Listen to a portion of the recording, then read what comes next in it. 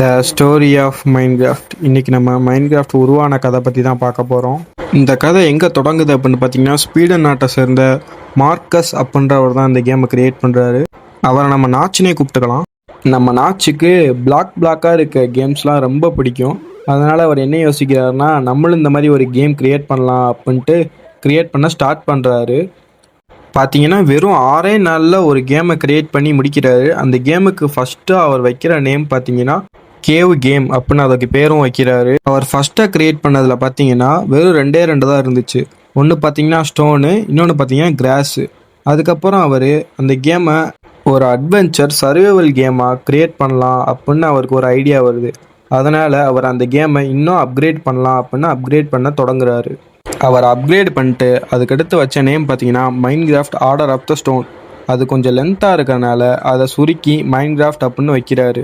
அதில் பார்த்தீங்கன்னா அந்த கேமை ஃபுல்லாக முடிக்காமல் 2009 மே மாதம் அந்த கேமை அப்லோடும் பண்ணுறாரு. அவர் ஏன் அந்த கேமை ஃபுல்லாக முடிக்காமல் அப்லோடு பண்ணார் அப்படின்னு பார்த்தீங்கன்னா, பிளேயர்ஸோட தேவைகளை வச்சு கேமை இன்னும் இம்ப்ரூவ் பண்ணலான்றது தான் மார்க்கோட பிளானாகவே இருந்துச்சு. அவர் நினச்ச மாதிரியே பிளேயர்ஸ் அவங்களோட தேவைகளை கரெக்டாக சொல்லவும் ஸ்டோன், வுட், வாட்டர், லாவா போல் இன்னும் எக்கச்சக்கமாக ஆட் பண்ணுறாரு. கேமில் வீடு கட்டுறது மட்டும் இருந்தால் பிளேயர்ஸுக்கு சீக்கிரம் போர் அடிச்சுன்றனால கேமில் சர்வைவல் மோட், கிரியேட்டிவ் மோட்னு ஆட் பண்ணுறாரு. அப்புறம் கேமில் பகல் மட்டும் ராத்திரி ஆகிற மாதிரி ஆட் பண்ணுறாரு. அப்புறம் ராத்திரி போல் மான்ஸ்டர்ஸ் அட்டாக் பண்ணுற மாதிரி ஜாம்பிஸ், ஸ்கெலிட்டன் போல் ஏகப்பட்ட ஆபத்துக்களை உருவாக்குறாரு. அப்புறம் கேம்ஸில் சில மாப்ஸ்களை ஆட் பண்ணும்போது, பிக் அப்படின்றத ஆட் பண்ணும்போது டக்குன்னு பார்த்தீங்கன்னா அதில் ஒரு கிளச் ஏற்படுது. அது மூலமாக கேமில் க்ரீப்பர் அப்படின்ற ஒரு புதுசாக ஒரு மாப் ஆட் ஆகுது. அப்புறம் அந்த மாப்புக்கு க்ரீப்பர் அப்படின்னு பேர் வச்சு அந்த க்ரீப்பர் பிளேயர்ஸ் கிட்ட வரும்போது வெடிக்கிற மாதிரி அதை செட் பண்ணுறாங்க. அப்புறம் அந்த க்ரீப்பர் தான் மைன்கிராஃப்டோட ஒரு அடையாளமாகவே மாறி போகுது.